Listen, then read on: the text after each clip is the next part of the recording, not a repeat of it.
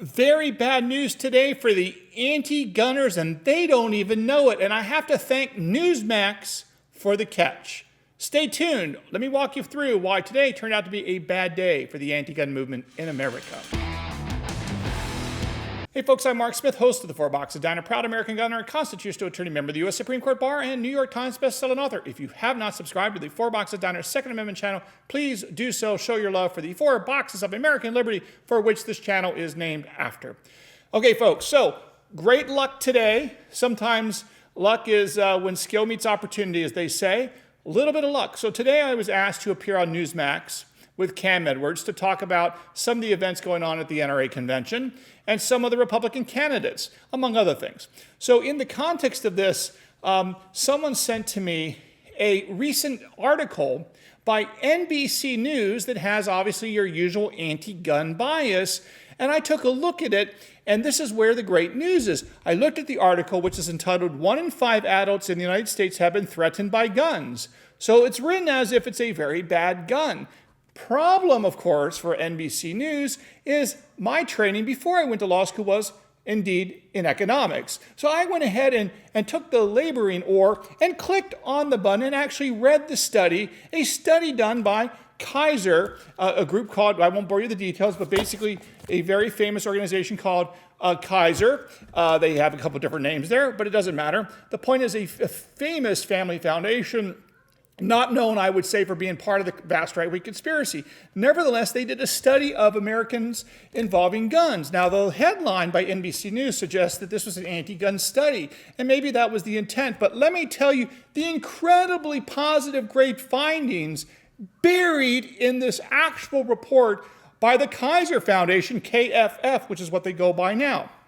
Now, let me tell you what I'm going to do here. I'm going to show you what this study concluded, and then I'm going to compare it to another study done by Georgetown University professor Bill English in a 2021 National Firearms Survey. And you'll find that this organization, the Kaiser Foundation, KFF, their work essentially corroborated, if not went beyond the study, the very favorable outcome, as I see it, of Professor English of Georgetown in terms of gun ownership in the United States, as well as the uses of guns for the purposes of self-defense. Now, before I get into this nitty-gritty statistical details, which you're going to want to hear and you're going to want to use, I just want to remind everyone of one thing, that under the U.S. Supreme Court precedent and the fact that we have the Second Amendment means the following. Nothing I'm about to say actually is relevant to our Second Amendment rights, because the Supreme Court has made clear that the way you understand the text and the history of the Second Amendment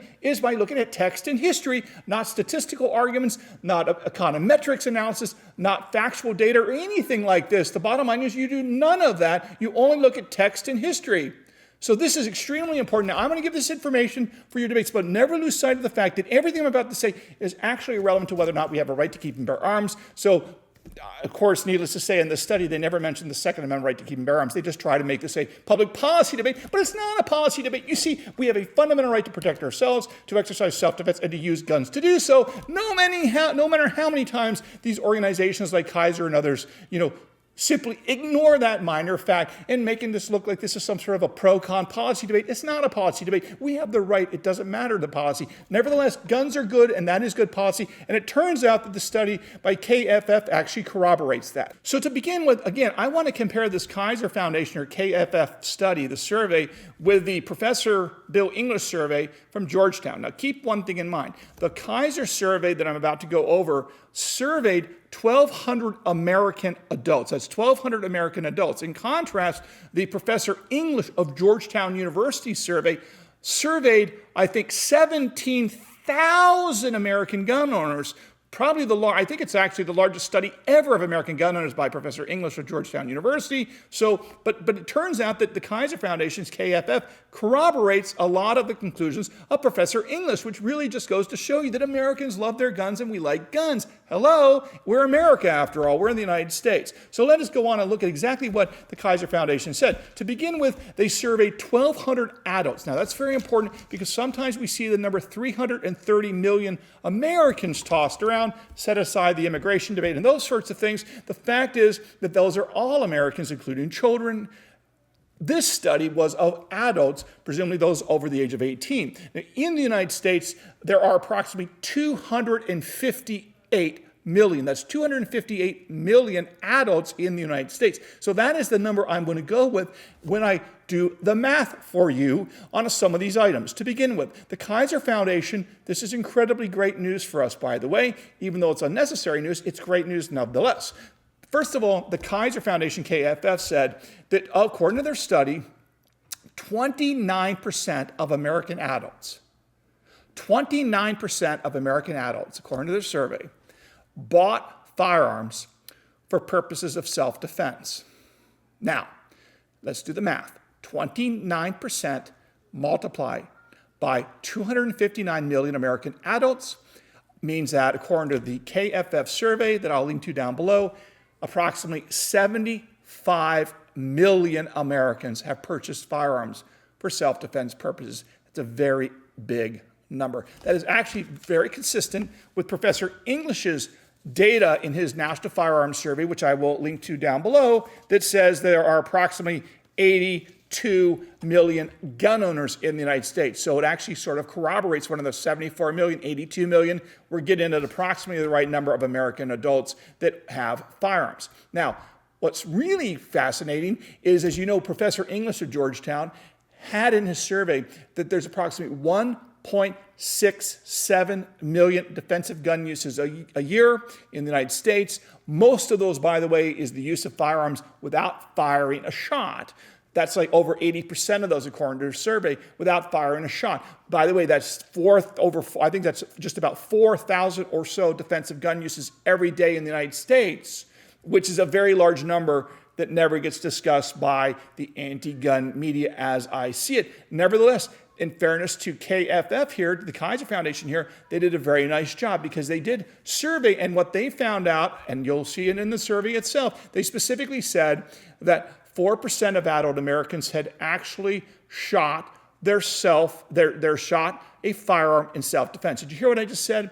4% of Americans, adults, had personally shot a gun in self-defense. That's what it says in the Kaiser Foundation itself. Now, the reason why that's important, if you do the math, 4% of American adults multiplied by 258 million adults gives you 10 million Americans have personally shot a gun for self-defense purposes, which is and that's over the period, presumably, of their lives, which again seems consistent with Professor English's 1.67 million defensive gun uses a year, which again approximately breaks down, if you do the math, in terms of how many use firearms for self-defense when they shoot the gun versus when they just brandish the gun or threaten someone with a gun, but they don't pull the trigger. I think if you do the math, Professor English says about 300,000 people fire a gun in self-defense every year. The Kaiser Foundation here, KFF, has 10 million Americans have done so over the course of their lifetimes. Well, again, 10 million Americans lines up pretty neatly, as I see with Professor English, to show that this is robustly used as a means of protection, which makes sense because it's our right, and we're allowed to use means of self-defense, and there's no more effective mean of self-defense, as I see, than a firearm. But again, that's just my opinion. But let's go on. So the KFF survey, which just got released, of their 1,200 adults they surveyed in the United States, they also found that 41%, that's 41% of adults in the United States live in a house with a firearm. That's right, 41% of adults in the United States live in a house with a firearm, and I would submit that that is extremely low and will grow dramatically, because up until NYSERPA versus Bruin, there was all these major states with tens of millions of people living in places like New York and California who probably wanted to go out and get a gun, but they were harassed relentlessly to get one, meaning they were basically made it very difficult to get a firearm. And I think those rules are loosening up. They're not perfect. We have a long way to go. I'm not denying that, but certainly we're better off now than we were before NYSERPA versus Bruin. So if you have 41% of adults in the United States which live in a home with a firearm, do my math again.